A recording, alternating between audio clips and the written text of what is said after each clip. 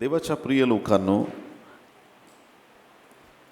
परमेश्वराने नव्या करारामध्ये जुन्या करारातील वचनांना पूर्णता देऊन आपल्याबरोबर परमेश्वराने नवा करार प्रस्थापित केलेला आहे. कोणता करार? नवा करार. आणि नवा करार जो आहे तो ख्रिस्ताच्या रक्ताने आपल्यासाठी देण्यात आलेला आहे. जुन्या करारामध्ये सुद्धा परमेश्वराने लोकांना आशीर्वादित केलेला आहे, परमेश्वर लोकांशी बोललेला आहे, भेट घेतलेली आहे. परंतु आता जुन्या कराराप्रमाणे आपलं युद्ध देहिक राहिलेलं नाही. म्हणजे पूर्वीच्या काळात जसं वेगवेगळ्या प्रकारची युद्ध लढली जायची आणि ती युद्ध वैऱ्यांबरोबर लढून मग त्या ठिकाणी ते लोक विजयी व्हायचे. मग आता नव्या करारामध्ये प्रत्येक युद्धाला परमेश्वराने आत्मिक स्तरावरती नेलेलं आहे आणि आध्यात्मिक स्तरावरती नेल्यामुळे आता आमचं लढणं जे आहे तर ते कुठल्याही प्रकारे देहिक रीतीनं राहिलेलं नाही, रक्त मांसाबरोबर ते आता युद्ध राहिलेलं नाही. आणि आता हे युद्ध आत्मिक दर्जावरती गेलेलं आहे. आणि म्हणून रोमकरासपत्र याचा 13वा अध्याय आणि 12 ते 14 वचनं या ठिकाणी आपण वाचणार आहोत. Roman chapter 13 verses 12 to 14. Rome 13, 12 ते 14. रात्र सरत येऊन दिवस जवळ आला आहे, म्हणून आपण अंधाराची कर्मे टाकून द्यावीत आणि प्रकाशाची शस्त्र सामग्री धारण करावी. दिवसा ढवळ्या साजेल असे आपण शिष्टाचाराने चालावे. चैनबाजीत व मद्यपानात, विषयविलासात व कामसक्तीत, कलहात व मत्सरात नसावे. तर तुम्ही प्रभू येशू ख्रिस्ताला परिधान करा आणि देहवासना तृप्त करण्यासाठी तरतूद करू नका. आमीन. देहाच्या अधीन असू नका, आत्म्याच्या अधीन व्हा आणि प्रकाशाची शस्त्र सामग्री धारण करा, असं या ठिकाणी पवित्र वचनामध्ये सांगितलेलं आहे. देवाची शस्त्र सामग्री, प्रकाशाची शस्त्र सामग्री धारण करा म्हणजे तुम्हाला शुद्ध करता येईल आणि प्रत्येक प्रकारच्या गोष्टीमध्ये तुम्ही विजयी व्हाल. प्रत्येक व्यक्तीला जिंकायला आवडतं, हरायला कोणाला आवडत नाही. कोणी आमेन म्हणणार आहे का? स्वर्ग सुद्धा फक्त जिंकलेल्या लोकांसाठी आहे. स्वर्ग कुणासाठी आहे? जिंकलेल्या लोकांसाठी आहे. हरलेल्या लोकांना स्वर्गात जागा मिळणार नाही. एखादा म्हणाल आयुष्यभर मी स्ट्रगल करत होतो आणि मी पूर्ण शेवटपर्यंत प्रयत्न केला पण दारू काही सुटली नाही. हारलेला व्यक्ती आहे, त्याला स्वर्गात प्रवेश नाही. कोणी व्याभिचारी असेल, मी सुधारायचो बिघडायचो आणि बिघडूनच मेलो आणि मग मला नाही, स्वर्गाचं राज्य त्यांच्यासाठी नाही. चोऱ्या करायचो मग सुधारलो, मग परत बिघडलो, मग परत चर्चला यायला लागलो, परत सुधारलो, परत बिघडलो. आणि मग ते हारणारे जे लोक आहेत तळ्यात मळ्यातवाले, त्यांच्यासाठी स्वर्गाचं राज्य नाही. तुमचा जुना जीवनक्रम कसा आहे त्याबद्दल मी बोलत नाही, कारण की प्रत्येक मनुष्याने पाप केलेलं आहे आणि प्रत्येक मनुष्य पापी आहे हे बायबल आपल्याला शिकवतं. पण धन्य ते लोक ज्यांना येशूच्या रक्ताने धुतलं गेलं आहे आणि ज्यांनी पापावरती ख्रिस्ताबरोबर विजय प्राप्त केला आहे आणि त्या विजयी जीवनात जे जगतात त्यांच्यासाठी स्वर्गाचं राज्य आहे. मग युद्धात जिंकण्यासाठी काही गोष्टी करणं गरजेचं आहे. युद्धात जिंकण्यासाठी काही गोष्टी करणं गरजेचं आहे. मग युद्धात जर आपल्याला जिंकायचं आहे तर आपल्याला सर्वप्रथम आता युद्धात आपण गेलो, समोरच्याने सगळे शस्त्रास्त्र आणलेत आणि आपण निहत्ते गेलो तर आपल्याला युद्धात तिथं उभं राहता येईल का? नाही. दाविदाने पण गोफण हाती घेतली होती, ते त्याचं शस्त्र होतं. बिना शास्त्राचं चर्चला जाऊ नका. कुणी आमेन म्हणाल का? हे तुमचं शस्त्र आहे. तुमच्याकडं तुमची शस्त्र सामग्री असली पाहिजे आणि ही शस्त्र सामग्री जगात डोळ्यांनी दिसणारी नाही, तर जी शस्त्र सामग्री प्रभूने आपल्याला दिलेली आहे ती आध्यात्मिक शस्त्र सामग्री धारण केली तर आपल्याला युद्धामध्ये विजय मिळणार आहे. आमीन. वाचूया आपण इफिसकरासपत्र 6वा अध्याय 10 ते 18 वचनं. इफिसियन्स चॅप्टर 6 वर्सेस 10 to 18. शेवटी माझ्या बंधूंनो, प्रभूमध्ये व त्याच्या प्रभावी सामर्थ्यात बलवान होत जा. सैतानाच्या डावपेचांपुढे तुम्हाला टिकाव धरता यावा म्हणून देवाची शस्त्र सामग्री धारण करा. सामर्थ्यात बलवान होत जा सांगितलंय. प्रेषित 1:8 मध्ये बायबल सांगतं की पवित्र आत्मा तुमच्यावर येईल आणि तुम्हाला काय प्राप्त होईल? सामर्थ्य प्राप्त होईल. असं होणार नाही की मला सामर्थ्य मिळालंय, आता मला पुढं वाढण्याची गरज नाही. प्रभू येईपर्यंत आपल्याला वचनात आणि देवाच्या सामर्थ्यात वाढत जाण्याची गरज आहे. आमेन.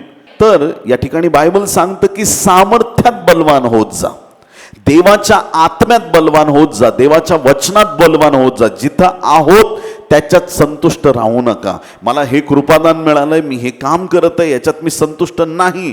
पुढचं पाऊल आपण टाकणं आणि सामर्थ्यात वाढत जाणं ही एक ख्रिस्ती जीवनशैली आहे. सामर्थ्यात बलवान होत जा. पुढे सैतानाच्या डावपेचा पुढे तुम्हाला टिकाव धरता यावा. कुणाच्या डावपेचा पुढे? सैतानाच्या. सैतान डावपेच खेळणार आहे. असे डावपेच तो टाकतो, बरोबर माणसाला ट्रॅप करतो. काही गोष्टी इकडून सोडल, काही गोष्टी तिकडून सोडल, काहीतरी माणसाला ट्रॅप करतो. आणि त्याच्यात टिकून राहण्यासाठी जर तुम्हाला वाटतं की सैतानापुढं मला हार पत्करावी लागू नये, तर त्यासाठी परमेश्वराने तोडगा दिलेला आहे. आणि जर तुम्हाला सैतानापुढं टिकाव धरता यावा असं वाटत असेल तर सगळ्यात महत्त्वाची गोष्ट करावी लागेल की तुम्हाला देवाची शस्त्र सामग्री धारण करावी लागेल. कोणी आमेन म्हणणार आहे का? जर तुम्ही इतरांसाठी प्रार्थना करता, दुसऱ्यांच्या समस्या सुटण्यासाठी प्रार्थना करता, तर सैतानाने तुमच्या जीवनावर हल्ला करायला नाही पाहिजे. मग तुमच्या प्रार्थनेचा काय उपयोग? त्याचा त्रास गेला तुम्हाला आला म्हणजे काय ट्रान्सफर लावलंय का अकाउंट ह्याच्याकडून त्याच्याकडं, त्याच्याकडून त्याच्याकडं? हे काय घडतं हे आपल्याला कळालं पाहिजे. सगळ्यात महत्वाच्या फक्त 2 गोष्टी ह्याविषयी मी तुम्हाला सांगेल. अटॅक कोणावरती होतो? जो व्यक्ती शस्त्र सामग्री घालत नाही त्याच्यावर अटॅक होतो. किती लोक आमेन म्हणणार आहेत? देवाची शस्त्र सामग्री घातलेली नाही मग तुमच्यावरती अटॅक होणार, सैतान तुमच्यावर हल्ला करणार. आणि दुसरी महत्वाची गोष्ट, खूप लोक प्रार्थना करताना स्वतःला मध्ये घेऊन प्रार्थना करतात, कळकळून प्रार्थना करतात, अशी प्रार्थना करतात जसं काय हे स्वतः त्याला बरं करणार आहेत. तुमचं फक्त एवढं काम आहे, हे प्रभू या व्यक्तीला त्रास आहे, या व्यक्तीचा आजार येशूच्या वधस्तंभावर मी टाकतो. तो आपल्याकडे येणार आहे का? नाही. परंतु ज्यावेळेस तुम्ही हे कन्फेस करत नाही त्यावेळेस अनेक गोष्टी जीवनामध्ये घडू शकतात, अटॅक होऊ शकतो. तुमचं स्वतःचं युद्ध नाही, युद्ध तुमच्या देवाचं आहे. तुम्ही फक्त बाहेर थांबा युद्धाच्या आणि ते देवाला लढू द्या. तुम्ही लढायला जाऊ नका. किती लोक आमीन म्हणतील? आता छोटंसं तुमच्या चर्चमधलं एक लहान मुलं आहे समजा कोणी, त्या मुलाला जर आपण एक धपाटा दिला, तो मुलगा म्हणणार नाही थांब आता बॉक्सिंगचे ग्लोव्ज घालून येतो तुला दाखवतो. तो डायरेक्ट ओरडल, मम्मी पप्पा ह्याने मला मारलं किंवा कोणी काय केलं. ते लेकरू डायरेक्ट आई बापाचा धावा करेल आणि आई बाप बरोबर प्रत्युत्तर देतील. ख्रिस्ती व्यक्तीचं जीवन असंच पाहिजे. तुम्ही लढायला जाऊ नका. कोणी तुमच्या विरोधात आलं, स्वर्गीय बापाला सांगा तुमचा देव तुमच्यासाठी लढेल, तुमचा देव तुमच्यासाठी महान काम करेल. तुम्हाला लोकांशी भांडत बसण्यात आणि लोकांशी युद्ध करण्यात तुम्हाला वेळ घालवायचा नाही. तुमचा देवच तुमचं युद्ध लढणार आहे. आमेन. मग आता आजपासून तुमच्यावर सैतानाचे हल्ले येऊ शकत नाही, कारण तुम्हाला आज देवाची शस्त्र सामग्री धारण करायची आहे आणि युद्ध कोणाच्या हाती द्यायचंय? परमेश्वराच्या हाती. आजार कुठे टाकायचे? फक्त येशूच्या क्रूसावर टाकून मोकळं व्हायचं आहे. सगळ्या गोष्टी प्रभूच्या हाती द्यायच्यात. स्वतःला मध्ये घेऊ नका, नाहीतर मग चिरडले जाल आणि मग प्रॉब्लेम होईल आणि मग दर शनिवारी पास्टरला फोन करावा लागेल. God bless you. देवाच्या प्रिय लोकांनो, या ठिकाणी वचन सांगतं सैतानाच्या डावपेचा पुढे तुम्हाला टिकाव धरता यावं म्हणून देवाची शस्त्र सामग्री धारण करा. कारण आपले झगडणे रक्तमांसाबरोबर नव्हे.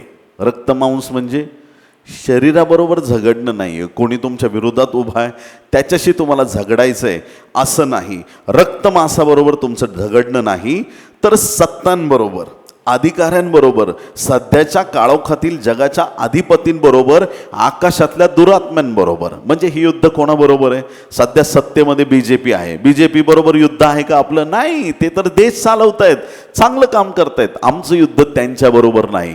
आमचं युद्ध सत्ता. म्हणजे कोणती सत्ता? ही एखाद्या देशावरची, राज्यावरची सत्ता नाही, ही सैतानी सत्ता आहे. त्याच्या विरुद्ध आम्हाला उभं राहायचं आहे. किती लोक आमीन म्हणतील? आजारांच्या विरुद्ध आपल्याला उभं राहायचं आहे. कशाच्या विरुद्ध? बघा, आता समजा जॉय ब्रदर इथं बसलेले आहेत. आता समजा जॉय ब्रदर त्यांच्या घराला कुलूप लावून ते समजा इथं आले, मीटिंग अटेंड केली, परत रिटर्न गेले. घराची चावी त्यांच्याकडे. घर कुणाचं आहे? त्यांचं स्वतःचं आहे. आता घरी गेल्याच्या नंतर जसं त्यांनी टाळं उघडलं, त्यांना आतमध्ये वेगळेच लोक दिसले. ते असं म्हणतील का, हे घर तुम्हालाच राहू द्या? घर कुणाचं आहे? घर आपलं आहे. त्याच्यात दुसरा कोणी घुसलाय, तुम्ही देणार का ते घर? जाऊ दे, आम्ही ख्रिस्ती लोक आहोत, नम्रता आमच्या ठाई कुठून कुठून भरलेले आहे, आम्ही नम्र आहोत, हे घर तुम्हाला राहू दे, मी रस्त्यावर राहील बाबा. देणार का? अरे हे नाशवंत घर जर तुम्ही सोडायला तयार नाही, हे देवाने दिलेलं देवाचं मंदिर आहे आणि ह्या मंदिरामध्ये आजार घुसून बसलेत, ते इल्लीगल आहे. किती लोक आमीन म्हणणार आहेत? या शरीरामध्ये आजार, दुष्टात्मे, वाईट गोष्टी, सर्व सैतानी सत्ता या शरीरामध्ये राहणं इल्लीगल आहे. त्याला आधी बाहेर काढलं पाहिजे. आमेन, हालेलुया. हे युद्ध आत्मिक आहे. हे युद्ध आत्मिक आहे. त्याला आत्मिक दर्जानेच बघितलं पाहिजे, दैहिक दर्जाने नाही बघायचं. दुष्टात्मा काढतात काही पाळक लोक. जातोस का नाही, जातोस का नाही. एका पाळकाने एका मुलीलाच कानाखाली मारले माझ्या समोर. हे युद्ध दैहिक असतं तर तुम्हाला मारावं लागलं असतं. दुष्टात्मा काढताना त्या व्यक्तीच्या अंगाला हात सुद्धा लावू नका. कान उघडे ठेवून ऐका. ऐकताय का तुम्ही चर्च? कारण हा विषय माझ्यासाठी खूप जुना आहे. ज्यावेळेस मी नवीन प्रभूमध्ये आलो, मी घरोघर जाऊन विचारायचो, कोणाला भूतबीत लागलंय का? लागलं असलं तर बाहेर घेऊन ये, मी प्रार्थना करतो. तुम्ही ऐकताय चर्च? ज्याच्याकडं सामर्थ्य आहे त्याला हात लावायची पण गरज नाही.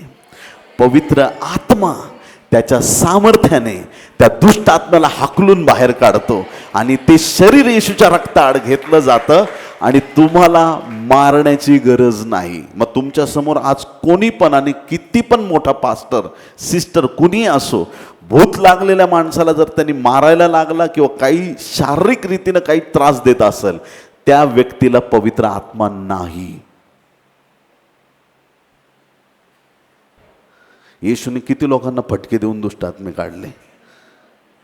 एक तर उदाहरण असेल ज्याच्या जोरावर असं केलं जातंय. हे युद्ध आत्मिक आहे. तुम्ही हात न लावता चमत्कार घडतील. Praise Lord. आता काय तुफान मीटिंग चालू आहे. कुठं? तिकडे आत्ता झाली ना, कुठं? सांगलीमध्ये. हालेलुया, देवाला धन्यवाद. काही लोकांना ॲसिडिटी झाली त्याच्याबद्दल. Praise Lord. पण मी तुम्हाला सांगतो देवाच्या प्रिय लोकांनो, जे काम प्रभूचं आहे ते काम कोणी थांबवू शकत नाही. हालेलुया. हे देवाचं राज्य आहे, हे परमेश्वराचं काम आहे, हे सत्य काम आहे आणि हे काम आत्मिक काम आहे. म्हणून तुम्ही आत्म्यात प्रबळ व्हा. दैहिक गोष्टी तुमच्या समोर नतमस्तक होतील. हालेलुया, येशू मसीह की. दैहिक गोष्टी तुमच्या समोर सपसेल हारतील. आत्म्यात स्ट्रॉंग व्हा. आदम आणि हवेने एदेन बागेमध्ये मधल्या झाडाचं फळ खाल्लं. खाल्लं की नाही खाल्लं? सोपा प्रश्न आहे, विचारू नको? नाही म्हटलं तरी विचारणार आहे, त्याच्यामुळे विचारच बनत जा. ठीक आहे. तर ते फळ त्यांच्या आत्म्याने खाल्लं की शरीराने खाल्लं? नक्की शरीराने खाल्लं, पण त्याचा दुष्परिणाम आत्म्यावर पण झाला. शरीर पण मेलं, आत्मा पण मेला. काम कुणाचं आहे? शरीराचं आहे. फळ आदाम हवेने झाडाचं काढून खाल्लं, शरीराने खाल्लं, पण आत्म्यात मेले, शरीराने पण मेले, संपलं. असंच अजून एक झाड मला माहिती आहे. येशू ख्रिस्ताचा वधस्तंभ हे पण एक झाड आहे. एकच फांदी कृस खांबाची, त्या फांदीवर वस्ती आमुची, आहे की नाही? वधस्तंभ हे पण एक झाड आहे. झाडावर लटकलेल्या व्यक्तीला संध्याकाळपर्यंत राहू द्यायचं नाही, सूर्य मावळेपर्यंत. त्याला लवकर काढून टाकायचं. आणि त्याच हिशोबाने त्यांनी येशूला क्रुसावरून खाली काढलं. वधस्तंभ एक झाड आहे. त्या झाडाला एकच फळ आहे, आणि ते फळ आहे प्रभू येशू ख्रिस्त. कळतंय का? त्या झाडाला किती होते माहीत नाही, पण वधस्तंभ आणि तो ख्रिस्ताचा वधस्तंभ, त्या वधस्तंभावर एकच फळ आहे, तो प्रभू येशू ख्रिस्त आहे. मेलेल्यांमधून उठलेल्यांपैकी प्रथम फळ येशू ख्रिस्ताला म्हटलंय. हे पुरावे पवित्र शास्त्रात अनेक ठिकाणी आहेत. ते फळ प्रभू येशू ख्रिस्त आहे. रविवारी तुम्ही कधी चर्चला येता, तुम्ही सहभागितेमध्ये प्रभुभोजनात सहभागी होता. भाकर प्याला, कशाचं प्रतीक आहे? ती भाकर येशूचं शरीर, तो प्याला येशूचं रक्त. याचा अर्थ ख्रिस्ताचं शरीर आपण खाल्लेलं आहे. ते फळ आपण खाल्लंय वधस्तंभावरचं. एदेन बागेतलं झाड, त्या झाडाचं फळ शरीराने खाल्लं, आत्मा मेला, शरीर मेलं. पण आता नव्या करारातलं झाड येशूचा वधस्तंभ, त्याच्यावरचं फळ येशू ख्रिस्त, आणि येशूला या बायबलच्या रूपाने आत्म्यात आम्ही खाल्लेलं आहे. आमचा आत्मा जिवंत झाला, आमचं शरीर संजीवित झालं, मृत्यू आमच्यातून निघून गेला. शारीरिक फळाने आत्मिक जीवनावर परिणाम केला, आणि आता आम्ही तर आत्मिक फळ खाल्लेलं आहे. आमचं शरीर आणि आत्मा दोन्ही आशीर्वादित आहे. समजलं सगळ्यांना? प्रभू तुम्हाला आशीर्वादित करो. तर आता ख्रिस्ताने प्रत्येक गोष्टीला आत्मिक स्तरावरती नेलंय. योहान 4:24, देव आत्मा आहे, त्याच्या उपासकांनी त्याची उपासना आत्म्याने आणि खरेपणाने करायची. आत्म्याने आणि खरेपणाने म्हणजे काय? तर सगळ्यात आधी आम्हाला आत्मिक शस्त्रसामग्री धारण करावी लागेल. डोळ्यांनी दिसणार नाही, पण ती आत्मिक दृष्टिकोनातून तुम्हाला दिसेल. आत्म्यात तुम्हाला शस्त्रसामग्री धारण करावी लागेल जर तुम्हाला विजयी व्हायचं आहे. आमेन. काय शस्त्रसामग्री? पहा, ह्या कारणास्तव तुम्हाला वाईट दिवसात प्रतिकार करता यावा. कोणत्या दिवसात? कधी येणार आहेत ते वाईट दिवस? वाईटच दिवस चालू आहेत ना. आत्ता कोणते चांगले दिवस चालू आहेत? आत्ता फक्त अपेक्षा आहे चांगले दिवस येणार आहेत, येणार आहेत, येणार आहेत. पण मी तुम्हाला सांगतो बायबलच्या आधारावर, या जगात वाईटच दिवस येणार आहेत. याच्यानंतर अजून वाईट येणार आहेत. वाईट दिवसात तुम्हाला टिकाव धरता यावा, तुम्ही टिकून राहावं, यासाठी तुम्हाला काही गोष्टी करायच्या. आणि काय करता येईल? सर्व काही केल्यावर टिकाव धरता यावा म्हणून देवाची शस्त्रसामग्री धारण करा. युद्धात जिंकायचंय तर शस्त्रसामग्री धारण करावी लागेल. तर मग आपली कंबर सत्याने कसा, कंबर सत्याने कसा. नीतिमत्वाचे उरस्थान धारण करा. शांतीच्या सुवार्तेने लाभलेली सिद्धता पायी चढवा. आणि ह्या सर्वांबरोबर जिच्या योगे त्या दुष्टाचे सगळे जळते बाण तुम्हाला विझवता येतील. ती विश्वासाची ढाल हाती घ्या व उभे राहा. तारणाचे शिरस्त्राण व आत्म्याची तलवार म्हणजे देवाचे वचन ही घ्या. सर्व प्रकारची प्रार्थना व विनवणी करा. सर्व प्रसंगी आत्म्याच्या प्रेरणेने प्रार्थना करा. आणि ह्या कामी पूर्ण तत्परतेने व सर्व पवित्र जनांसाठी विनवणी करत जागृत राहा. किती लोक आमेन म्हणणार आहेत? देवाच्या प्रिय लोकांनो, या ठिकाणी प्रभूचं वचन आहे, देवाची शस्त्रसामग्री धारण करा. खूप लोक बरीच पुस्तकं लिहितात, आत्मिक युद्ध कसं लढायचं, आत्मिक युद्ध, आत्मिक युद्ध. मी आजपर्यंत एक पण पुस्तक वाचलं नाही. मी थोडं त्याच्या विरोधात आहे. तुम्ही ऐकताय का? आत्मिक युद्ध जे आहे ह्या गोष्टी वैयक्तिक मला आवडत नाही. त्याचं रिझन मी तुम्हाला सांगतो. कारण की बहुतांशी लोक तुम्हाला लढायला शिकवतात, असं लढा तसं लढा, पण ॲक्च्युली वधस्तंभावरती ते युद्ध संपलेलं आहे. सैतान ऑलरेडी हारलेला आहे, तो तुमच्या पायाखाली आहे. मग जो हारला आहे तुमच्या पायाखाली आहे त्याच्याबरोबर किती लढता तुम्ही? आता हा वेळ तुम्हाला देवाच्या गौरवासाठी वापरता येईल, आत्मे जिंकण्यासाठी वापरता येईल, देवाचं नाव उंच करण्यासाठी वापरता येईल. आणि म्हणून आता आम्हाला लढत बसण्याची गरज नाही. आम्हाला फक्त शस्त्र सामग्री धारण करायची आणि आता आम्हाला फक्त पवित्र आत्म्याने भरून चालायचं आहे. तुमची दहशत एवढी आहे की तुम्ही वाटेने चालले तरी दुष्टात्मे पळून जातात. किती लोक आमेन म्हणणार आहेत? आत्म्याने भरलेला व्यक्ती, देवाच्या सामर्थ्याने भरलेला व्यक्ती वाटेने चालला तरी त्या वाटेमध्ये जर दुष्टात्मे असतील तर दुष्टात्मे गल्ली बोळात पळून जातील. त्यांची तुम्हाला बाधा होत नाही, ते तुमच्या विरुद्ध उभे नाही राहू शकत. का? कारण की तुम्ही प्रभूच्या सामर्थ्याने भरलेले आहात. सैतान ज्या ज्या वेळेस तुमच्याकडे बघतो, तुमच्या मुखातून येशू येशू येशू नाव निघतं, सैतानाला लगेच आठवतं त्या येशू नावानेच माझं मस्तक ठेचलं होतं, आहे की नाही? आणि सैतान त्या ठिकाणातून पळून जातो. देवाच्या प्रिय लोकांनो, सगळ्यात मोठी महत्त्वाची गोष्ट की आम्हाला ही शस्त्र सामग्री धारण करायची. तारणाचं शिरस्त्राण, नीतिमत्वाचं उरस्त्राण, सत्याचा कमरबंद आणि शांतीची जी सुवार्ता आहे तिचे जोडे पायामध्ये घालायचे. एका हातामध्ये विश्वासाची ढाल आणि दुसऱ्या हातात वचनाची तलवार घ्यायची. असा आमचा आध्यात्मिक पोशाख असला पाहिजे. हालेलुया. ज्या वेळेस तुमच्याकडं सैतान किंवा कुणी पण बघेल त्यावेळेस त्यांना तुम्ही एका सोल्जर सारखे दिसले पाहिजेत. हालेलुया. तुमचा पोशाख नेहमी तुम्ही धारण केलेला पाहिजे. जुन्या काळात काही लोक युद्ध हारले, काही चांगले चांगले लोक, देवाचे लोक युद्ध हारलेले आहेत. आता सत्याने कंबर कसायला सांगितले. कंबर म्हणजे काय? नेहमी चांगली व्यवस्थित मजबूत पाहिजे. आणि कंबरच मोडली तर माणूस उभाच नाही राहू शकत, चालूच शकत नाही. सगळ्यात पहिली कंबर बांधायची, पण ती कशाने? सत्याने.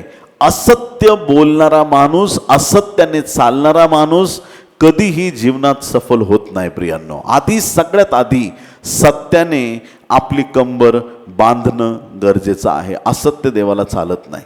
एक युद्ध होतं, यहोशवाला ते युद्ध हरावं लागलं प्रियांनो, आणि एका व्यक्तीच्या पापामुळे. त्यांच्या आर्मीमध्ये, सगळ्या इस्रायल लोकांच्या आर्मीमध्ये जेवढे निपुण लोक होते युद्धावर गेले असतील, परंतु तरी पण त्यांना ते युद्ध हारावं लागलं. का? कारण की एक व्यक्ती होता ज्याचं नाव होतं आखान. यहोशवा 7वा अध्याय 1 ते 26 वचनामध्ये आखानाच्या पातकाबद्दल गोष्ट सांगितलेली आहे. आई नगराबरोबर त्यांचं युद्ध होतं आणि त्या युद्धामध्ये त्यांना अपयश पाहावं लागलं. एकच कारण होतं की आखान नावाच्या व्यक्तीने समर्पित वस्तूमधल्या काही गोष्टी त्याने चोरून घेतल्या होत्या आणि म्हणून तो शाप सगळ्या इस्रायल राष्ट्रावरती आला. तिथं असत्य आलं, तिथं पराजय आला. सत्याचा कमरबंद त्यांच्याकडे त्या दिवशी नव्हता, त्यांना अपयश आलं प्रियांनो. पण आज देवाने तुम्हाला आणि मला सत्याचा कमरबंद दिलेला आहे. सत्य कोण आहे? मार्ग, सत्य, जीवन कोण आहे? येशू आहे. आमच्या जीवनात सत्य असलं पाहिजे. लबाड लोक बघा, जे लोक नेहमी खोटं बोलतात, त्यांना विचार ही वस्तू कितीला घेतली?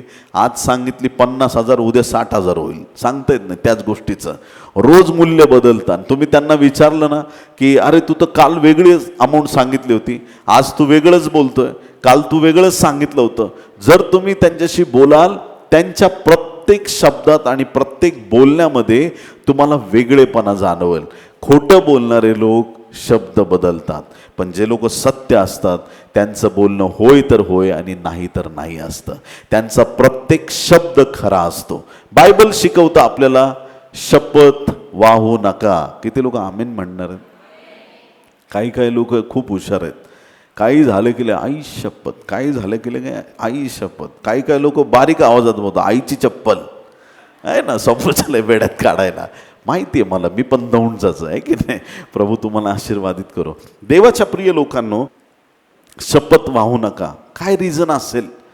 का परमेश्वर त्याच्या लोकांना सांगतो शपथ वाहू नका, आजपासून शपथ घेणं बंद करा, कुठल्याच गोष्टीची कशाची शपथ घेऊ नका, देवाची नाही, बायबलची नाही, माणसाची नाही, आईची नाही, कोणाचीही शपथ घेऊ नका, मुलाबाळांची शपथ घेऊ नका. का शपथ घेऊ नका परमेश्वर सांगतो? देवाच्या प्रिय लोकांनो, शपथ घेणं म्हणजे माझे शब्द खरे आहेत याचा समोरच्याला विश्वास देणं, की मी जे आत्ता बोललोय ते मी तुला शपथ घेऊन सांगतो की माझं बोलणं खरं आहे आणि मी खोटं बोलत नाही, म्हणून मी शपथ घेतो. पण ख्रिस्ती लोकांनी शपथ नाही घ्यायची, कारण तुमच्या मुखातून प्रत्येक शब्द शपथ घेतल्यासारखाच असला पाहिजे, खोटच नसावं बिलकुल. प्रत्येक शब्द खरा असला पाहिजे.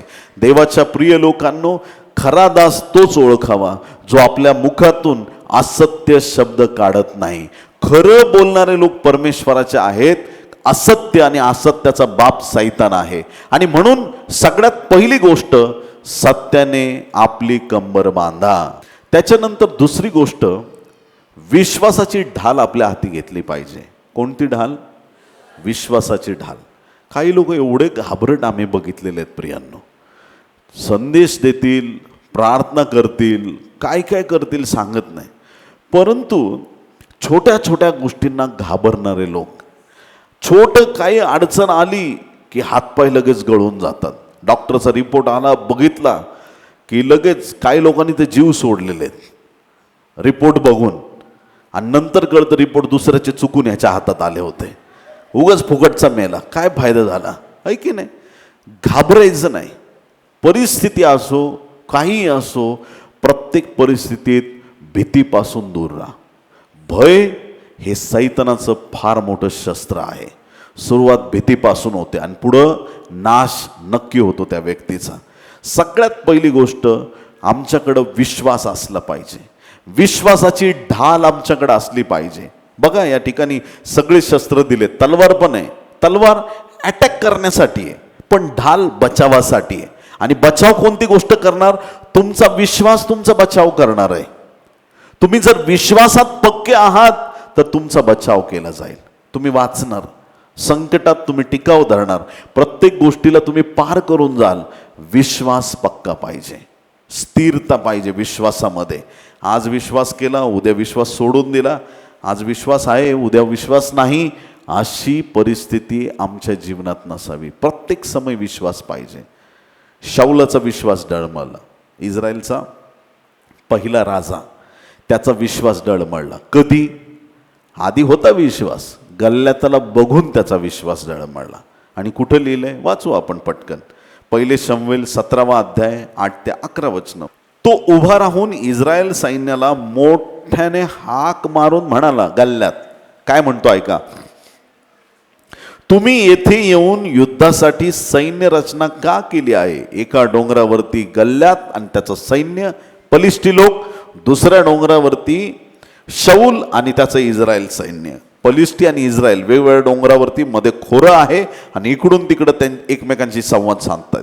गल्ल्यात तिकडून ओरडून पुढच्या डोंगरावरच्या लोकांना म्हणत आहे, ऐका काय म्हणतो, तुम्ही येथे येऊन युद्धासाठी सैन्य रचना का केली आहे? मी पलिष्टी नव्हे काय? आणि तुम्ही शाऊलाचे नोकर ना? तुम्ही आपल्यातला एक पुरुष निवडा आणि त्याने माझ्याकडे यावे. त्याने माझ्याशी लढून मला ठार मारले तर आम्ही तुमचे दास होऊ, पण माझी त्याच्यावर सरशी होऊन मी त्याला मारले तर तुम्ही आमचे दास होऊन आमची सेवा करावी. तो पलिष्टी म्हणाला, इस्रायलाच्या सर्व सैन्याला मी कसपटा समान लेखत आहे. कोणाही पुरुषाला माझ्या पुढे येऊ द्या, म्हणजे आम्ही दोघे युद्ध करू. शाऊल व सर्व इस्रायल, कान देऊन ऐका, शाऊल व सर्व इस्रायल यांनी त्या पलिष्ठाचे हे शब्द ऐकले तेव्हा त्यांचे धैर्य खचले आणि ते फार भयभीत झाले. आमेन. या शाऊलाला देवाने पवित्र आत्मा देऊन अभिषेक केलेला आहे. हा तो शाऊल आहे जो बापाची गाढवं शोधत शोधत आला. येताना त्याचं मकसद, त्याचं इंटेन्शन वेगळं होतं, त्याचा उद्देश वेगळा होता.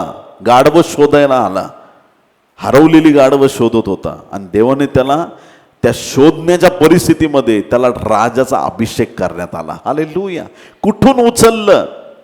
त्याला स्वतःला विश्वास बसेना, माझ्या देवाने मला उचललं. आणि ज्या देवाने त्याला तिथून उचलला, अभिषेक केला, त्या देवाविषयी आता त्याच्या मनात विश्वास दिसत नाहीये. कारण पलिष्ठ्यांचे बोल ऐकून, गल्ल्याताचे बोल ऐकून शाऊल राजा घाबरला. नंतर तुम्हाला पुढं ती घटना माहिती आहे की कसा दावीद आला, दावीदाला चिलकत तलवार दिली. आणि बघा, कोण असं करतं का? एवढा मोठा राजा आणि एका लहान मुलाला सगळं चिलकत आणि तलवार देऊन मोकळा झाला. देवाच्या प्रिय लोकांनो, जसं राजाने स्वतःचं चिलकत आणि तलवार दिली, तिथंच समजून घ्या त्याचं राज्य संपलं, त्याचं जीवन व्यर्थ झालं. काय अर्थ नाही. लहान मुलाला त्याने परमिशन दिली.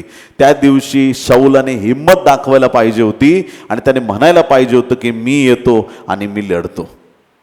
देवाच्या प्रिय लोकांनो, यहोशवाच्या सैन्यामध्ये सत्याचा कमरबंद नव्हता.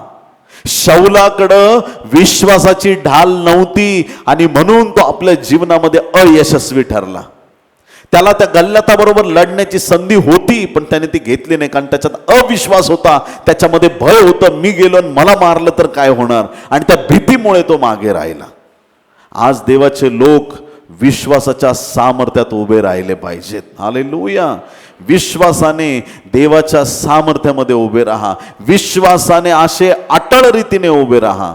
कुठलंही संकट आलं तरी ते पार करून तुम्ही जाल, असा तुम्हाला विश्वास आणि तुम्हाला खात्री पाहिजे. विश्वासाची ढाल आमच्याकडं पाहिजे. ती विश्वासाची ढाल शाऊलाकडं नव्हती, ती दाविदाकडं होती. आणि दावीद मोठ्या विश्वासाने गेला, गल्ल्याताकडं युद्ध लढून जिंकला. जे जे अपयश जुन्या करारात तुम्हाला पाहायला मिळतंय, त्यांच्याकडे एखादी गोष्ट तरी कमी आहे. आता बघा, यांच्याकडं तलवार आहे, ढाल आहे, यांना परमेश्वराने त्यांना डोक्यामध्ये घालायला हेल्मेट दिलेलं आहे, शिरस्त्राण दिलेलं आहे, पायात जोडे दिले, सत्याचा कमरबंद दिला आहे, उरस्त्राण दिलंय. पूर्ण शरीर जे आहे ते सगळ्या प्रकारे झाकलेलं आहे. फक्त पाठ उघडी आहे. पूर्ण वाचा. छाती झाकण्यासाठी दिलंय उरस्त्राण, कुठंच नाही लिहिलं पाठ झाकण्यासाठी काही मिळेल म्हणून. का? कारण की प्रत्येक विश्वासणाऱ्याला माहीत पाहिजे, मी युद्धात चाललोय आणि माझ्या पाठीमागं माझा भाऊच, माझी बहीणच असणार आहे, ते माझ्यावर हल्ला नाही करणार. हालेलुया. आणि कधी चुकून वैऱ्याला जर पाठ दाखवली तर कार्यक्रम होणार. ख्रिश्चन लोक कधीच पाठ दाखवू शकत नाही. एकदा तुम्ही नांगराला हात घातला याचा अर्थ तुम्ही देवाच्या कार्यामध्ये आलेले आहेत. आणि एकदा तुम्ही पाऊल उचललं, तुम्हाला परत मागं जाण्याची मुभा नाही. आणि धन्य ते लोक जे देवाच्या राज्यात टिकून राहतात. हालेलुया. विश्वास मजबूत करा, एक्सरसाइज करा तुमच्या विश्वासाची. आज समजा तुमची एक गरज आहे, आज तुम्ही देवाकडे प्रार्थना करताय, प्रभू मला ना 500 रुपयांची गरज आहे. आणि तुम्ही प्रार्थना केली की प्रभू मला हे काम आहे पण माझ्याकडे पैसे नाहीत, मला 500 रुपयाची गरज आहे. आणि मग तुमची गरज पूर्ण होते. तुम्ही चर्चमध्ये मंडळी साक्ष देता, रडून कळकळून, माझी 500 रुपयांची गरज होती, प्रभूने माझी गरज पूर्ण केली. माझ्या भावा, माझ्या बहिणी, ज्या देवाने तुला 500 दिले तो 50 लाख आणि 5 करोड आणि 500 करोड पण देऊ शकतो. हालेलुया. तुझा विश्वास कसा आहे त्याचा तू उपयोग कर. आज विश्वास 500चा आहे, 500 मिळाले. उद्या विश्वास अजून वरच्या दर्जावरती घेऊन जा, अजून मोठ्या गोष्टी पाहायला मिळतील. जर तुमच्या प्रार्थनेने एखाद्याचं डोकं दुखणं बरं झालं, तिथंच शांत बसू नका. मी प्रार्थना केली, डोकं दुखणं बरं झालं, अजून पुढं काय करता येईल, प्रभू अजून काय मिरॅकल करणार आहे. कोणी तुम्हाला सांगेल मला ब्रेन ट्यूमर झाला आहे, तुम्ही देवाला विचारा, प्रभू तू ब्रेन ट्यूमर बरा करणार का? ज्या देवाने एखाद्याचं डोकं दुखणं बंद केलं आहे तो ब्रेन ट्यूमर पण बरे करणारा देव आहे. तुमच्या प्रार्थनांचा स्तर वाढत गेला पाहिजे. वर्षानुवर्ष त्याच स्तरावर राहू नका. पुढच्या गोष्टी मागा देवाला. हा मिरॅकल केला, आता पुढचा मिरॅकल काय, आता पुढचा चमत्कार काय, आता पुढची गोष्ट काय. आणि जे लोक असं काम करतात ते जीवनामध्ये कधीच मागे राहत नाही, ते पुढं जात राहतात. विश्वासात स्ट्रॉंग व्हा. हालेलुया. Praise Lord. ही ढाल आहे विश्वासाची. तिकडून जळते बाण येतील, ढालीवर आदळतील आणि ते बाण भिजतील आणि तुटून जातील, खाली पडतील, परत उपयोगात येणार नाहीत. विश्वास मजबूत पाहिजे, विश्वास स्ट्रॉंग पाहिजे. ज्याचा जसा विश्वास आहे तसं त्याला प्राप्त होतं. आता जर कुणी म्हटलं की अर्धा लिटर पाण्याची बॉटल आहे आणि रडून प्रार्थना करतात, प्रभू 5 लिटर भर. किती बॉटल किती लिटरची आहे? ही ख्रिश्चन लोकांची स्थिती आत्ता. विश्वास अर्धा लिटरचा आणि मागतायत 5 लिटर पाहिजे, तर किती मोठी बॉटल आणावं लागेल? 5 लिटरची बॉटल आणावं लागेल. विश्वासाचं पात्र मोठं करा, तुमचे आशीर्वाद वाढत जातील. हालेलुया. विश्वासाचं पात्र मोठं करा. तुमची जेवढी मोठी ढाल असेल, आता ढाल घेतली चिंचोक एवढीच, रक्षण होईल का? मोहरीच्या दाण्याचाच विश्वास आहे अजून पण. कितीतरी लोक मोहरीच्या दाण्या एवढा विश्वास, उदाहरण आहे ते प्रभूने दिलेलं, तेवढं असलं तरी मिरॅकल होतील. मोठा झाला तर मोठ्या गोष्टी दिसत जातील. विश्वासात आम्हाला दृढ आणि खंबीर होणं गरजेचं आहे. काही ढाली असतात लहान असतात, काही ढाली असतात इतक्या मोठ्या असतात की अख्ख्या माणसाला झाकू शकतात. आमची ढाल विश्वासाची एवढी स्ट्रॉंग पाहिजे की ज्या ढालीने आमचं पूर्ण संरक्षण केलं जाईल. आमेन म्हणता येईल का? हालेलुया. ही विश्वासाची ढाल घ्या, सत्याचा कमरबंद घ्या. शौलाकडे विश्वासाची ढाल नव्हती, शौलाला माघार घ्यावी लागली. तारणाचं शिरस्त्राण आमच्याकडे पाहिजे. शिरस्त्राण कुठं घालतो आपण? हेल्मेट गुडघ्यात, डोक्यामध्ये. प्रभू आपल्याला आशीर्वादित करो. देवाच्या प्रिय लोकांनो, तारणाचं शिरस्त्राण. कसलं रक्षण होणार? डोक्याचं. डोक्याचं रक्षण होणार, मस्तकाचं रक्षण होणार. मस्तक काय? आपल्याला आता समजून घ्या, युद्धभूमी आता एखादं रणांगण राहिलेलं नाहीये. युद्धभूमी म्हणजे आता एखाद्या जागेवर जायचं, एखाद्या देशाच्या बॉर्डरवर जायचं आणि मग लढायचं आत्मिक युद्ध नाही. तुमचे विचार, तुमची बुद्धी हीच मोठी रणभूमी आहे प्रियांनो. इथं चांगले आणि वाईट विचार लढत राहतील आणि चांगले विचारच जिंकले पाहिजेत. हालेलुया. वाईट विचार पण येतात. हालेलुया. मी म्हणणार नाही वाईट विचार येणार नाहीत. सैतान सांगल खोटं बोल. सैतान हळूच काना सांग, जाऊ दे, एवढं कर, एवढं पाप कर, काय नाही फरक पडत, घे उचल, चोरी कर, काय होत नाही, कर पाप, काय होत नाही. सैतान सांगल.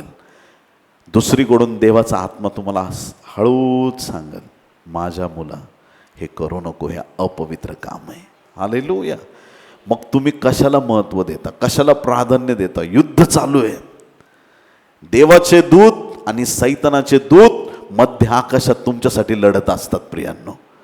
तुम्ही किती विश्वास दाखवता त्याच्यावरती हे युद्ध जिंकलं जातं प्रियांनो. आम्हाला शिरस्त्राण दिलंय तारणाचं, साल्वेशन, आमचा उद्धार करून आम्हाला तारणाचं शिरस्त्राण दिलंय. ह्या शिरस्त्राणामुळे डोक्यावर हल्ला होत नाही. किती लोक आमेन म्हणतील? आमचं डोकं सेफ राहणार. आमेन. आमचे विचार शुद्ध राहतील. सैतान आमच्या विचारावरती हल्ला करू शकणार नाही. आता मी थोड्या वेळापूर्वी सांगितलं की दाविदाकडे विश्वास होता, विश्वासाची ढाल होती, पण त्याच्याकडे हेल्मेट नव्हतं. हालेलुया. काय ना काय मिसिंग होतं. आता जर त्याच्याकडं हे तारणाचं शिरस्त्राण असतं तर किती बरं झालं असतं, पण नव्हतं त्याच्याकडं. का? कारण की 2 शमूएल 11वा अध्याय तुम्ही वाचलं तर तुम्हाला कळेल. सगळ्या सरदारांना पूर्ण आर्मीला युद्धावर पाठवलंय आणि दावीद घरीच राहिला. काही लोक घरी राहतात. तुझा मीटिंगला मी घरी बसतो, आज मॅच चालू आहे. तुझा मीटिंगला मी घरी थांबतोय, मला स्वयंपाक करायचा आहे. तुझा मीटिंगला मी थांबतो. जे थांबणारे लोक आहेत ते नेहमी घातक असतात. जे चर्चला जाणार आहेत त्यांना पण घरी थांबणारे डिस्टर्ब करू शकतात. का? कारण तुम्ही वचन ऐकून जाता, आत्म्याने पेटून घरी जाता आणि घरी गेल्या गेल्या कोणतरी पाण्याची बादली घेऊनच उभं असतं तुम्हाला विझवण्यासाठी. जे घरी बसलेत त्यांची पावलं चर्चकडे वळवायला सुरुवात करा. हे तुमचं काम आहे. हालेलुया. Praise the Lord. कितीतरी वेळा पती प्रत्येक मीटिंगमध्ये जातो, बँगलोरला मीटिंग आहे मी चाललो, दिल्लीला मीटिंग आहे मी चाललो, मुंबईला मीटिंग आहे मी चाललो, आणि बायकांना घरीच ठेवणार. त्यांची आध्यात्मिक वाढ कशी होणार?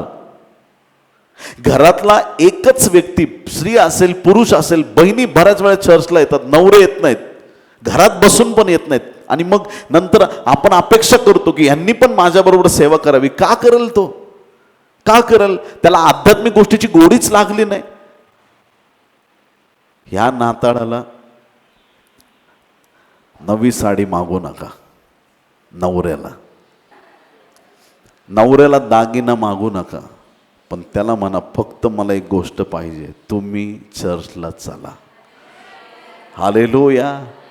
लेकरांना सांगायचं मला तुझ्याकडून काही नको, मला एकच गोष्ट पाहिजे, माझा परिवार मला येशूच्या चरणाशी बघायचा आहे, माझी पूर्ण फॅमिली माझ्या देवाला सेवा करताना मला पाहायचे, मला दुसरं काहीच नाही पाहिजे, कुठलीच गोष्ट नको. जर तुमचा अख्खा परिवार देवाकडे आला, काय हिंमत आहे सैतानाची भांडणं लावायची घरात?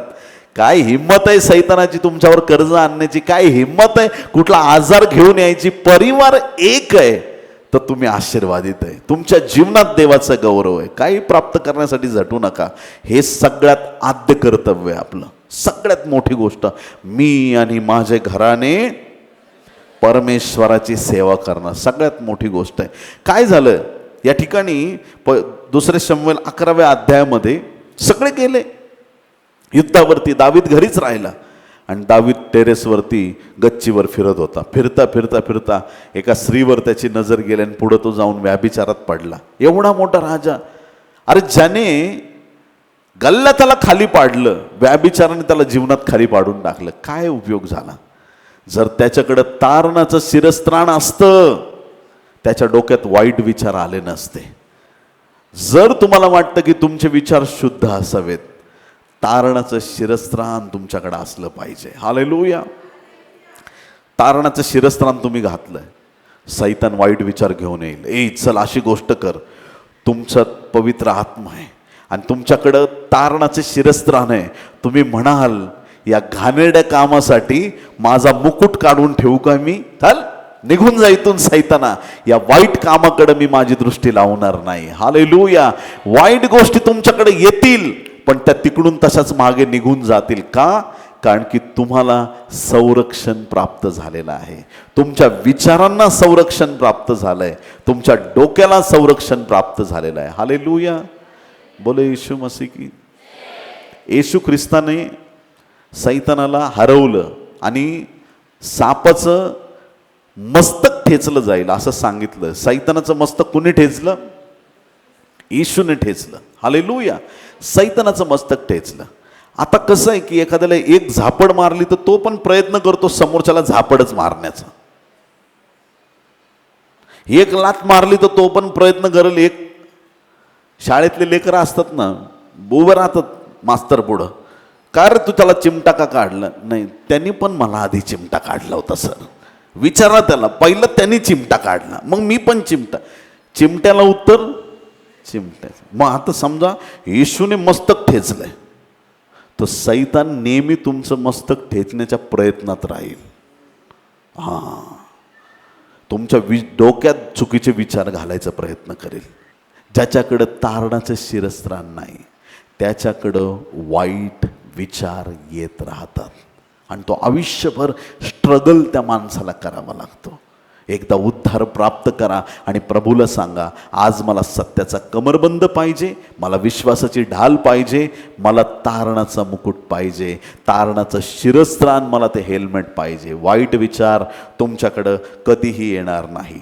पुढची गोष्ट, आत्म्याची तलवार म्हणजे काय? देवाचं वचन आमच्याकडं असलं पाहिजे. आत्म्याची तलवार आमच्याकडं असली पाहिजे. आणि ज्यावेळेस तुमच्याकडं आत्म्याची तलवार असते, देवाचं वचन तुमच्याकडं असतं, त्यावेळेस तुम्ही नेहमी विजयी होत राहतात. दाविदाने काय केलं प्रियांनो? दाविदाने जे जे वैरी होते 66 लढाया लढल्या. 15-16 तर मोठे युद्ध होते.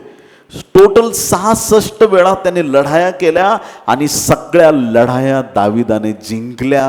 किती मोठा आशीर्वाद आहे.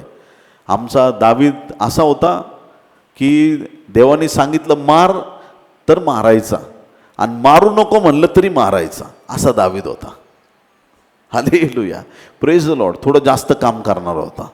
उरिया हित्तीला मारायची गरज नव्हती, पण त्याने बरोबर त्याचा खून करवला दावीद राजाने. तलवार थोडी जास्त चालली त्याची, पण जर आत्मेची तलवार, देवाची वचनाची तलवार तुमच्याकडे असेल, आमच्यासाठी हे शस्त्र दिलेलं आहे. अटॅकिंग भूमिका करणारं काम देवाच्या वचनामध्ये. प्रियांनो, ज्यावेळेस येशूची परीक्षा झाली, येशूने उत्तरं कशी दिली? वचनामधून. मग प्रार्थना ज्यावेळेस तुम्ही करता, तुमची प्रार्थना वचनाला धरून पाहिजे.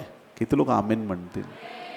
प्रार्थना म्हणजे फक्त देवा मला हे दे, देवा मला ते दे, देवा माझ्यासाठी असं कर, किराणा लिस्ट सांगितल्यासारखी प्रार्थना करू नका. आमेन. जर तुम्ही मागताय देवाकडे, मला पवित्र आत्मा पाहिजे, नुसतं म्हणू नका पवित्र आत्मा पाहिजे, असं म्हणा. तुझ्या वचनात लिहिलंय की येशू आमच्यासाठी मध्यस्थी करणार, पित्याकडे मध्यस्थी करेल आणि पिता आम्हाला पवित्र आत्मा देईल. पेंटिकॉस्टच्या दिवशी पवित्र आत्मा दिला, म्हणून आज मला पवित्र आत्मा दे. तुमची प्रार्थना ऐकण्यात येईल.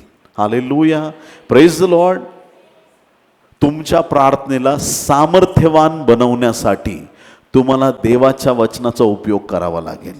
तुमच्या प्रार्थनेच्या शब्दांमध्ये ती प्रार्थना पॉवरफुल बनते, ती प्रार्थना सामर्थ्यवान बनते, ती प्रार्थना इतिहास रचवणारा बनते, ती प्रार्थना देवाच्या अभिषेकाने भरलेली असते.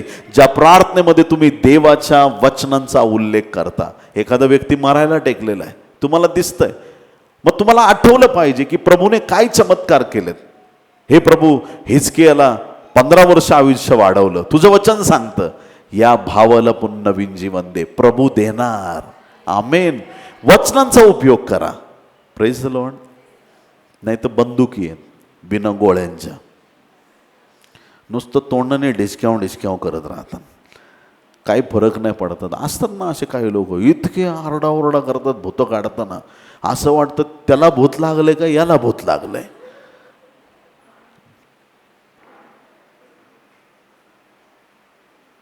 अशा प्रार्थना करते, सामर्थ्याचा पत्ता नाही, इतका आरडाओरडा, बंदुकीत गोळ्याच नाहीत, काय अटॅक करणार आहे. अभिषेकाने भरले जा, खूप बोलायची गरज पडत नाही. हालेलुया. मी माझ्या बालपणी म्हणजे नवीन असं एक पास्टरला बघितलं होतं की एका मुलाला दुष्ट आत्मा होता आणि एवढ्या पाळकांनी त्याच्यावर प्रेयर केल्या होत्या. मी म्हणायचो हा का बरा होत नाही. आणि नंतर ना एक कर्नाटकातले पास्टर आहेत, सिनियर मॅन ऑफ गॉड, ते आले, 3च वाक्य बोलले आणि 3ऱ्या वाक्याला त्याचा दुष्टात्मा निघून गेला. तो खट्ट भरा झाला. प्रश्न पडला मला, अरे हे लोक 2-2 तास प्रार्थना माझ्या डोळ्याने मी बघितलंय करताना, तो दुष्टात्मा गेला नाही, याच्या 3 वाक्यात गेला, म्हणजे काहीतरी फरक पाहिजे ना. काय असेल? सामर्थ्याने भरले जा. Hallelujah, praise Lord. अभिषेकाने, देवाच्या आत्म्याने भरले जा. तुम्हाला खूप महागत बसायची गरज पडणार नाही. हालेलुया. तुमच्या एका शब्दात मेलेला लाजर बाहेर येईल, एका शब्दात जक्कई झाडावरून खाली येईल, तुमच्या एका शब्दात चिन्ह चमत्कार घडतील, अद्भुत गोष्टी घडतील. देवाच्या आत्म्याने भरले जा, सामर्थ्याने भरले जा. या ठिकाणी आत्म्याची तलवार देवाचं वचन घ्या. प्रियांनो, हे वचन नेहमी आमच्याकडे असलं पाहिजे. वचनातूनच येशू ख्रिस्ताने सैतानाला उत्तर दिलं. सैतान परीक्षा घेतोय, प्रश्न विचारतोय, सगळी उत्तरं बायबलवरती आधारित येशूने दिली आणि येशू त्याच्यामध्ये विजयी झाला. ज्यावेळेस प्रत्येक गोष्टीचं उत्तर तुम्ही बायबलमध्ये शोधता, तुमचं जीवन खऱ्या अर्थाने आशीर्वादित होतं. हालेलुया. थोडं बायबलचं, थोडं मनचं गेलं, संपलं विषय. हालेलुया. काही त्या जीवनाला अर्थ राहत नाही. बायबलला सगळ्यात जास्त प्राधान्य द्या. आमीन. गिफ्ट असतील संपतील, ऐकलं तुम्ही? भाषा असतील संपतील, संदेश असतील संपतील, हिलिंग संपेल. असं बघू नका रागाने. काय स्वर्गात गेल्यावर तुम्हाला आरोग्य लागणार आहे का? हे प्रभू, सकाळपासून स्वर्गातला AC खूप वाढलाय, मला सर्दी झाली, मला आरोग्य. स्वर्गात रोग आजार नाहीत, कोणाला हिलिंग प्रेयरची गरज पडणार नाही तिथं. हालेलुया. कोणामधून भूतं काढायची गरज पडणार नाही तिथं. कोणासाठी ह्याच्यावर कर्ज झालं ह्याच्यासाठी प्रार्थना करा, ती गरज पडणार नाही. एक दिवस सगळे गिफ्ट संपतील, एक दिवस सगळे चिन्ह चमत्कार आपल्याला गरज पडणार नाही. पण त्या दिवशी पण देवाचं वचन कायम राहील. हे देवाचं वचन काल आज युगानुयुग एकसारखं आहे आणि हे कायम स्वरूपी दिलेलं देवाचं वचन आहे. आणि म्हणून सगळ्यात पहिली गोष्ट, वचनात प्रबळ व्हा. आमीन. वचनात प्रबळ व्हा. बायबल वाचा. तुम्ही आज बायबल वाचलं, येशू ख्रिस्ताला 12 शिष्य होते. तुम्ही 100 वर्षांनी पण बायबल वाचा, तिथं 12 शिष्य असणार आहेत. हालेलुया. तो आकडा नाही बदलणार. हे परमनंट देवाचं वचन आहे. ह्याला आत्मसात करा जितकं करता येईल. बायबल वाचा. ही तुमची आत्म्याची तलवार आहे आणि ही तुम्हाला प्रत्येक युद्धामध्ये विजयी करणारी आहे. पुढची गोष्ट, सुवार्तेने लाभलेली सिद्धता पायी जाणवा. पायामध्ये आपण जोडे का घालतो? उन्हात गेलो आपले पाय पोळणार नाहीत. एखाद्या खडकाळ जमिनीत गेलो आपल्याला खडक पायाला त्रास देणार नाही. काटेरी जमिनीवरती गेलो पायात काटे घुसणार नाहीत. आमचे पाय सुरक्षित राहण्यासाठी जोडे आपण घालतो. मग आता ही कोणते जोडे आहेत? हे सुवार्तेच्या पायी लाभलेली सिद्धता आपल्याला पायामध्ये घालायची आहे. सुवार्तेचे जोडे म्हणजे काय? की परमेश्वराच्या इच्छेने आम्हाला सेवेसाठी चालता आलं पाहिजे. आमीन म्हणाल का? स्वतःच्या मनाने सेवा करू नका, फसले जाल. मी काय बोललो ऐकलं का? स्वतःच्या मनाने अशी सेवा करू नका. मला वाटलं आणि मी तिकडे गेलो. ना मिक्सर आहे ना पाट आहे वाटत बसायला. तुम्हाला वाटतं ते करू नका. देवाला काय वाटतं देवाचं मन ओळखा. बरेचसे लोक आपल्या मनाने कामं करायला जातात, देवाच्या राज्यात खूप मोठ्या अडचणी ते उभे करतात. प्रभूला विचारा, प्रभू तुम्हाला सांगेल. ऑटोमॅटिक तुमच्यामध्ये बर्डन येईल, मला हे काम देवासाठी करायचं आहे. तुम्ही प्रार्थना कराल, देवाकडून संकेत येईल, तू तिथं जा आणि तू हे काम चालू कर. तुमचा उपयोग तिथं खूप सामर्थ्याने करेल. आणि जिथं स्वतःच्या मनाने लोक जातात तिथं तुम्ही किती पण डोकं आपटा, तुम्हाला यश मिळणार नाही प्रियांनो. हालेलुया. यहुद्यांसाठी निवडलेला संदेष्टा पेत्र होता आणि परराष्ट्रीयांसाठी निवडलेला संत पौल होता. जितक्या वेळा संत पौल यहुद्यांमध्ये शिरायचा प्रयत्न केला तितक्या वेळा फटके खाल्लेत. याचा काय अर्थ घेऊ शकतो आपण? जे तुमच्या सेवेचं क्षेत्र आहे त्या क्षेत्रावरती लक्ष केंद्रित करा, तुम्ही यशस्वी आहेत. देवाने सांगितलं दौंडमध्ये तुझी सेवा आहे, बारामतीला पळू नका. Hello, mike check. जे देवाने सांगितलंय ते करा, तुमचं जीवन आशीर्वादित होईल. तुमच्या जीवनात देवाचं गौरव वाढत वाढत जाईल आणि देवाचं नाव तुमच्या जीवनात उंच होईल. ते काम करा जे देवाने तुमच्यासाठी ठेवलंय. सुवार्तेचे जोडे पायात घालता आले पाहिजेत. असे जोडे शमशोनाकडे नव्हते. त्याचे पाय कुठं कुठं गेले आणि कसे कसे गेले काय सांगायचं तुम्हाला. जिथं नको तिथं, जिथं जाईल तिथं प्रेमात पडायचं. हालेलुया. त्याचा वीक पॉइंट होता. मग तिकडे गेला, त्याचं मन त्या स्त्रीवर बसलं. मग तिकडे गेला, पार त्या घाणेरड्या स्त्रिया कुठं कुठं कुठं कुठं नुसता फिरतच राहिला. गज्जाला गेला, तिमनाला गेला, दलिलाच्या इथं गेला, कुठं कुठं जिथं नाही तिथं नुसतं आयुष्यभर भटकत राहिला. त्याच्या पायाला काही कंट्रोलच नव्हता ना. जिथं वाटेल तिथं पाय जायचे, जिथं वाटेल तिथं पाय जायचे, जिथं वाटेल तिथं पाय जायचे. त्याला काही कंट्रोल नव्हता. आणि शेवटी दलिलाकडे गेला. आणि दलिला शब्दाचा अर्थ जर पाहिला, अंधकार. दलिला म्हणजे काय? अंधकार किंवा कमजोर. दलिला कमजोर आणि हा कसा आहे? सामर्थ्यवान. आता सामर्थ्यवान आणि कमजोर एकत्र आले. आता आपल्याला वाटलं की हा सामर्थ्यवान कमजोर स्त्रीला बलवान करेल. अरे त्या कमजोर स्त्रीने याला कमजोर करून टाकलं. कोणाच्या पंक्तीला उठायचं बसायचं आपल्याला कळालं पाहिजे. कोण आपले आणि कोण दुसरे हे आपल्याला कळालं पाहिजे. कुठं पाऊलं चालले तिकडं जाऊ नका. जिथं देवाचा आत्मा घेऊन जाईल तिथंच जा. कोणाबरोबरही तुमचं उठणं बसणं नकोय. चांगले चांगले लोक बघितलेत मी, चांगले प्रार्थना करणारे लोक. पास्टर मी पीत नाही. Very good. मी मित्रांबरोबर फक्त बसतो आणि नुसता चकना खातो. तू चकना होशील येड्या. तुला लाज वाटली पाहिजे. तू वेदीवर उभा राहणार आहेस, लोक तुझ्याकडे बघतात. कितीतरी वेळा असं होतं, पास्टर जाता जाता ना इथं आपण जेवायला जाऊ ह्या वाटेने, तिथं बरं बरं जाऊया. तिथं गेलो, बघितलं म्हणजे जेवण आणि बार पण आहे. अरे बाबा, इथं बारमध्ये गेला तर देवाकडून मार पडेल आपल्याला, फक्त जेवूया आपण. हट, नको मला. ऐकताय तुम्ही?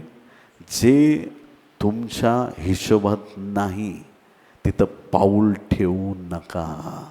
हालेलुया. जे तुमच्या देवाला चालत नाही, स्वतःचं जीवन सेपरेट करा.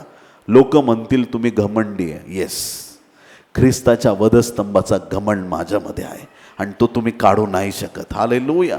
मला माझ्या देवाने सेपरेट केलंय. मी दुसऱ्यांसारखं जीवन नाही जगू शकत. मी जबाबदारीने चालणार. माझ्या देवाला आवडतं तेच मी करणार. माझा देव घेऊन जाईल तिथंच मी जाणार. मी कुठंही जाणार नाही. काम त्याचं आहे, तो ठरवणार मला कुठं न्यायचं, मी नाही. कुठं मोठा पैसा मिळतोय आणि माझं बायबल कॉलेजचं काम पूर्ण होणार आहे, मी तिथं गेलो तर माझं हे काम होईल, मी जाऊ शकत नाही. माझे डिसिजन मेकर माझा प्रभू आहे. तो म्हटला जा तर मी जाणार. मला सगळ्या गोष्टीपेक्षा महत्त्वाचा माझा अभिषेक आहे. माझा अभिषेक मला सोडून जाता कामा नये.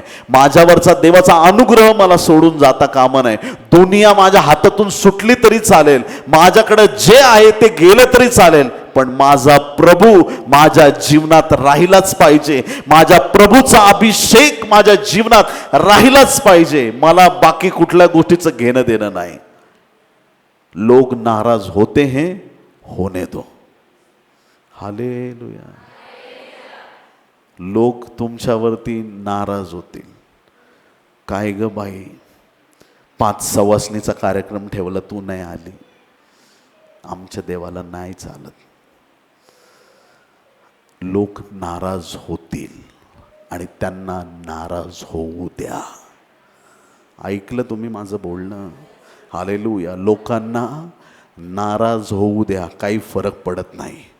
त्यांच्या भरोशावर देवाने तुम्हाला पाठवलं नाही. तुमचा भरोसा प्रभूवर आहे. तो काळजी घेईल तुमची, तो तुम्हाला सांभाळेल. तुमच्या स्वार्थासाठी, तुमच्या गरजासाठी आपले दृष्टांत बदलू नका. तुम्हाला काय दर्शन आहे प्रभूचं, वाणी काय वरून, ते काम करा. परमेश्वर तुम्हाला यशस्वी करेल. सुवार्तेची सिद्धता जी प्रभूने तुम्हाला दिलेली आहे, शास्त्रे 13व्या अध्यायापासून 16व्या अध्यायापर्यंत 4च अध्यायामध्ये शमशोनाची गोष्ट आहे. पावलं कुठेही वळायची. आज आमच्या पावलांना आमच्या प्रभूने स्थिर केलंय, कारण सुवार्तेचं ओझं त्याने आमच्यावर दिलंय. त्याचं जो हलकं आहे त्याने आम्हाला दिलेलं आहे. त्याच्या राज्यासाठी चाला आणि जी पावलं सत्य मार्गात चालतात ती कधीही असत्य मार्गामध्ये जाऊ नयेत म्हणून जपा. आमेन.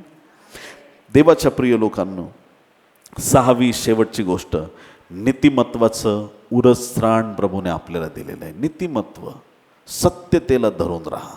सत्यतेला धरून. जर तुम्ही पवित्र शास्त्रामध्ये 1 शमूएलाचा 4था अध्याय वाचाल, त्या 4थ्या अध्यायामध्ये फार मोठा अरिष्ट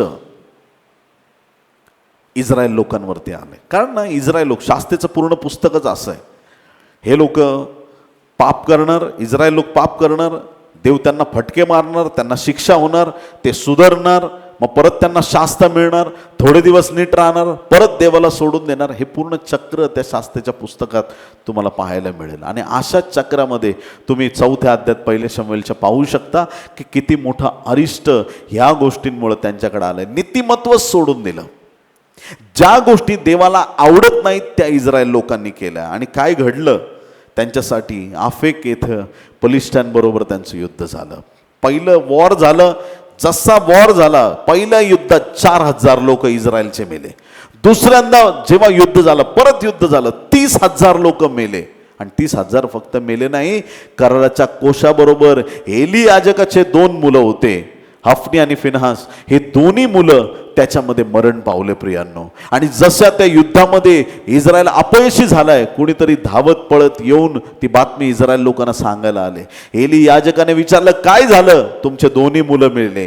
त्याला काही फरक एवढा फारसा पडला नाही, पण जसं त्याने ऐकलं कोश हे लोक घेऊन गेले पलिष्ठी, कोशाचं नाव घेता क्षणी एली याजक मागे पडला, मान मोडली आणि देवाचा एवढा अभिषिक्त मरण पावला प्रियांनो.